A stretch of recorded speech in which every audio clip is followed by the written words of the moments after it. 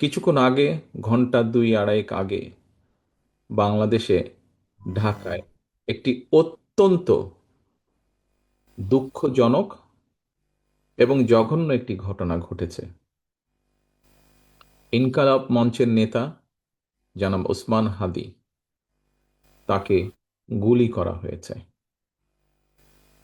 তার উপরে গুলিবর্ষণ করা হয়েছে।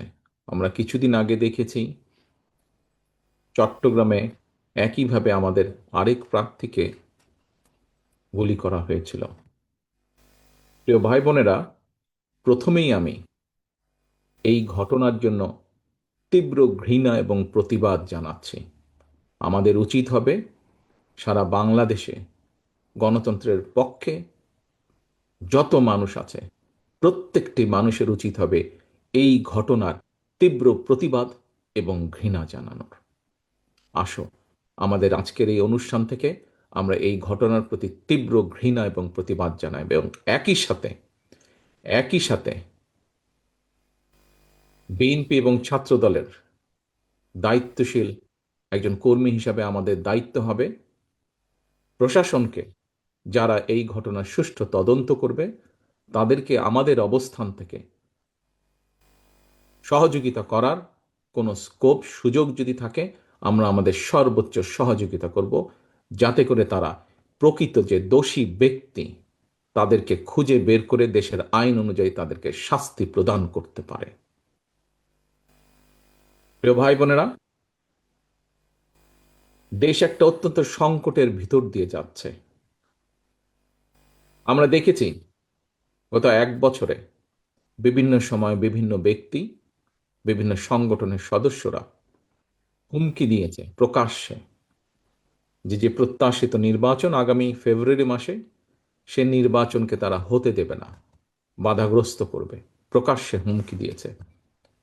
একটি দল, গোষ্ঠী বা কিছু ব্যক্তি এই দেশকে, দেশের মানুষের শান্তি, স্থিতিশীলতা বিনষ্টের জন্য উঠে পড়ে লেগেছে।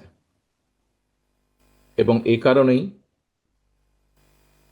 বাংলাদেশ জাতীয়তাবাদী দল এবং একই সাথে যারা বাংলাদেশের অস্তিত্বে, স্বাধীনতা, সার্বভৌমত্বে বিশ্বাস করেন, দল ছোট বড় বিষয় না, যারা বাংলাদেশি জাতীয়তাবাদের অস্তিত্বে, বাংলাদেশের অস্তিত্বে বিশ্বাস করে, সবার আগে বাংলাদেশ, এই নীতিতে যারা বিশ্বাস করে, আমাদের প্রত্যেকটি দল, প্রত্যেকটি নেতা, প্রত্যেকটি কর্মী, প্রত্যেকটি মানুষকে আজ অতীতের যে কোনো সময় থেকে সবচাইতে বেশি ঐক্যবদ্ধ হতে হবে।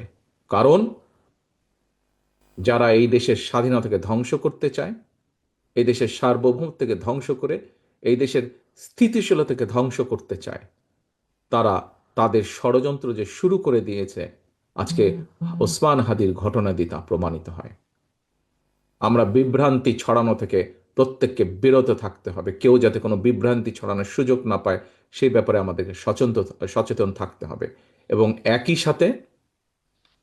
সাথে তদন্তের স্বার্থে যারা তদন্ত করবে, সত্যিকার অপরাধীকে যারা ধরবে, আমাদের অবস্থান থেকে যতটুকু সম্ভব আমরা সর্বোচ্চ সহযোগিতা করব। আজকের অনুষ্ঠানে আমার বক্তব্যের প্রথম অংশ এটি। আমাদেরকে প্রতিবাদ গড়ে তুলতে হবে এবং যে কোনো মূল্যে অন্যায়ের বিরুদ্ধে প্রতিবাদ গড়ে তুলতে হবে, যে কোনো অন্যায়ের বিরুদ্ধে এবং যে কোনো মূল্যে এই দেশের মানুষ যাতে করে তাদের হারানো গণতান্ত্রিক অধিকার ফিরে পেতে পারে, তার জন্য আমাদেরকে সদা সর্বদা সচেষ্ট এবং সতর্ক থাকতে হবে।